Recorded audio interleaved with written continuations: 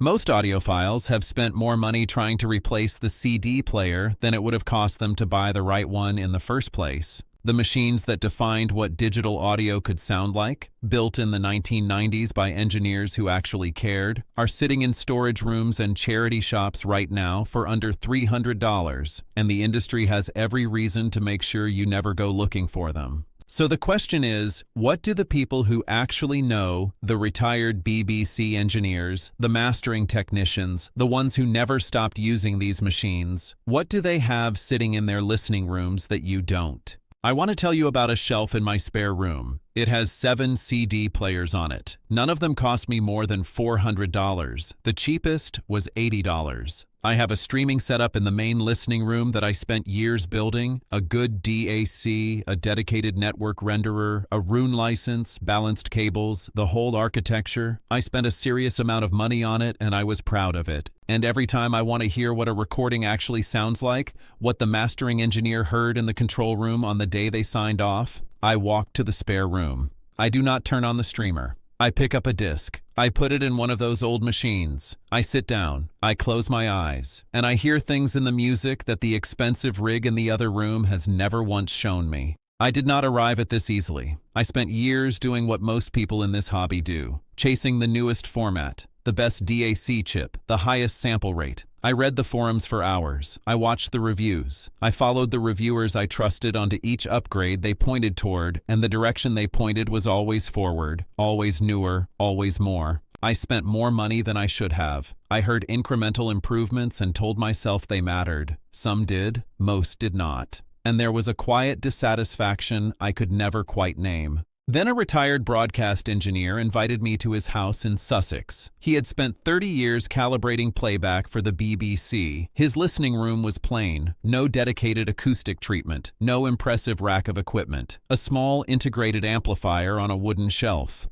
a pair of Teac Response 1S speakers on stands, and on the shelf below the amplifier a single CD player, a Meridian 508. Bought new when it was released, never replaced. He pressed play. The recording was Keith Jarrett's Facing You, recorded in Oslo in November 1973. I had played this album dozens of times. I had it in my Roon library. I thought I knew what it sounded like. I did not know what it sounded like. What I mean by that is this. The recording engineer for that session, Jan Erik Kongshaug, was working in a small room in Oslo with a Steinway Grand and a pair of microphones. The whole chain from instrument to tape was maybe 10 pieces of equipment. When Jarrett struck a key, the sound went into the air, hit the microphone capsule, went down a cable, through a preamp, onto a 2-track recorder. That is the recording.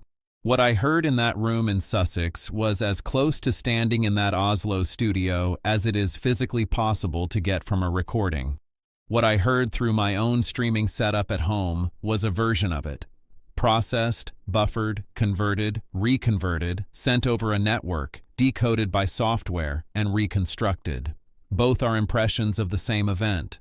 One is painted from the original, the other is a copy of a copy. The acoustic space of the studio was there, not just the notes, but the room around them, the way each note sustained decayed into silence before the next one arrived. I had heard the melody, I had heard the rhythm, I had never heard the room. I asked him about the DAC architecture, about upsampling, about clock recovery. He looked at me with a specific kind of patience that a very experienced person uses with a slightly foolish one. The machine was 22 years old. He had bought it new, maintained it every few years, and never replaced it because it did exactly what he needed. He had spent 30 years learning what that sounded like. That afternoon changed everything about how I think about this hobby.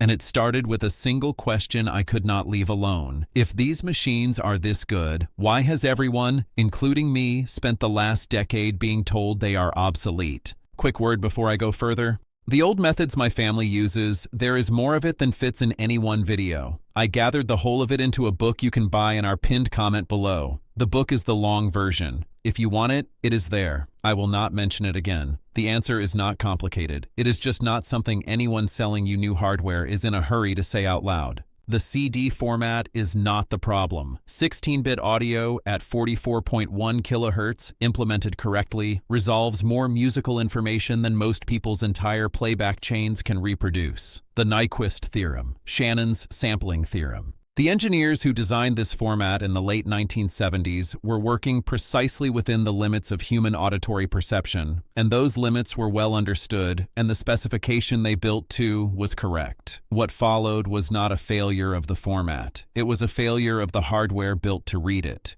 When you hear a CD that sounds harsh or thin or clinical, that is a bad player, and there have been an extraordinary number of bad players. Cheap laser transports built to a retail price. Clock circuits that wander and introduce jitter, timing errors in the digital stream that destroy the sense of musical pace and rhythm. Power supplies with no isolation from the noise of the disc motor. Those machines gave CD its reputation in the 1990s. That reputation spread, and the industry, which had new formats to sell, new subscription models to build, new hardware releases to generate quarterly interest, did not move to correct it. Here is what the people chasing specifications got consistently wrong. They looked at bit depth and sample rate and drew a straight line. Higher numbers equal better sound. So they chased high-resolution audio. SACD DVD audio, then 24-bit 96 kHz streaming. Some of that material, on some systems, offers something genuine.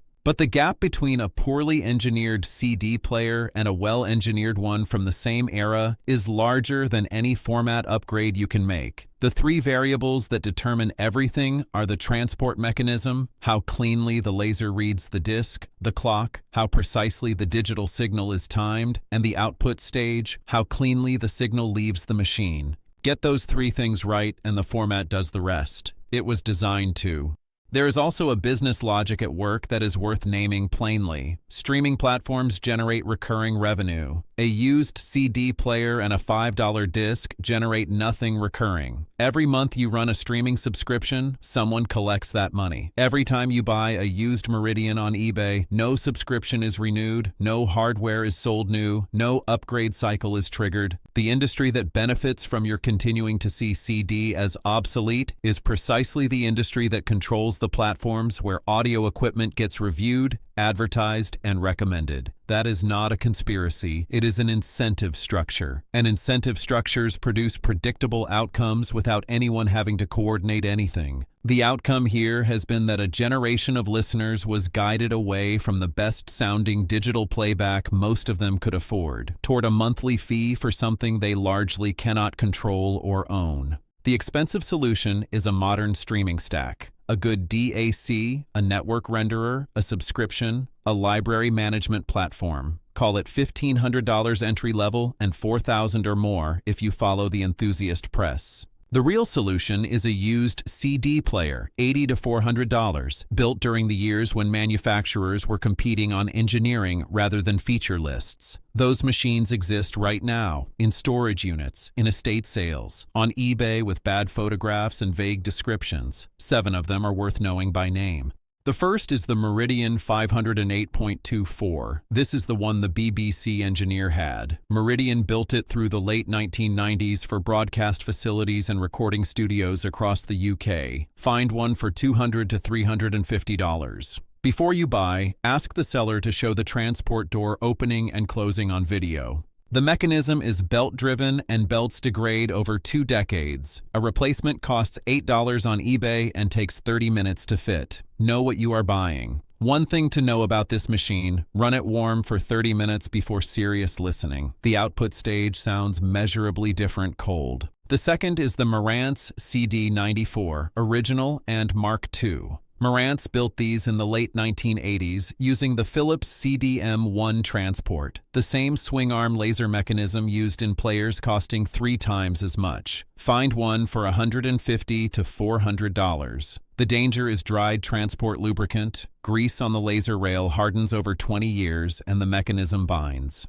Ask for a video of the tray ejecting and a disc loading cleanly before you pay. A technician can clean and re-lube for $40 to $60, but know the condition going in. The third is the Naim CD5. Naim is a British company, and the CD5 is their entry-level player from the early 2000s, $400 to $600 used. 2 things. First, the mains cable is captive, wired directly into the chassis. Do not replace it. Naim spent time on that cable, and it is part of the circuit. Second, There is a separate outboard power supply called the flat cap, which connects via a proprietary socket. A flat cap costs around $150 used. With it, the base organizes, the timing tightens, and you effectively have a different machine. Buy the CD5 first, then find the flat cap. Buy them as a pair if you can.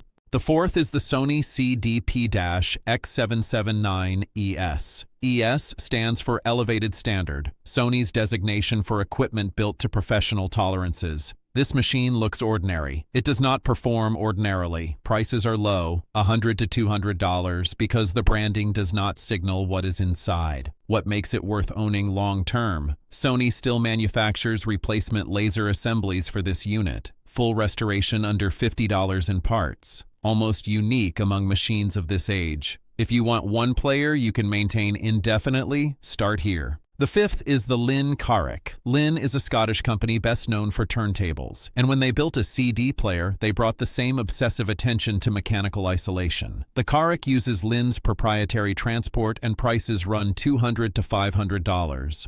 Linn also made a companion outboard DAC called the Numeric.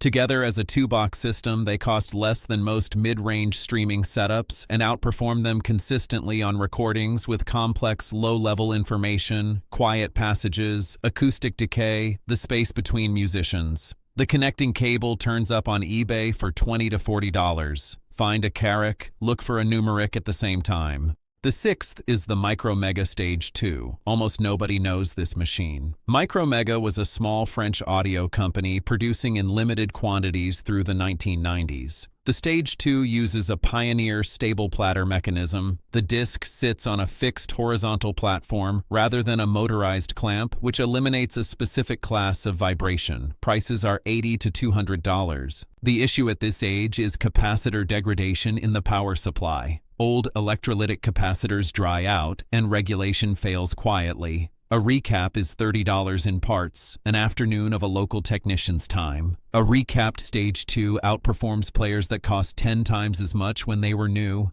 The seventh is the Teac VRDS-10. VRDS stands for Vibration-Free Rigid Disc Clamping System. The transport clamps the disc from above and below simultaneously, eliminating disc wobble, the microscopic positional variation that introduces timing errors in conventional transports. Timing is what most hi-fi gets wrong most often, not frequency response, not noise floor, the exact spacing between musical events, the rhythm, the sense of musicians playing together in real time in a real room. The VRDS mechanism addresses that at the mechanical level, which is the only level where it can be addressed permanently. Prices run $150 to $350. One thing to check, this machine weighs 11 kilograms. That weight is the mechanism. If a unit feels light when you lift it, something is missing. Weight is the first check. For any of these machines, before you connect them to anything, spend $12 on a tin of Karik deoxit. Apply it to the laser rail with a cotton bud and spray a small amount into the RCA output jacks. 15 years of contact oxidation, the invisible film that makes old equipment sound compressed and gray at the top end, comes away in one application. It is the cheapest and most reliably effective thing you can do to an old player. 7 machines. Not one of them over $400. Every one of them built before manufacturers decided that the path to quarterly revenue was making last year's equipment feel inadequate. CD is not dying. In the United Kingdom, CD sales have grown for 4 consecutive years, 3 in the United States. Younger listeners are buying physical media in numbers that nobody in the streaming industry predicted when they declared the format obsolete.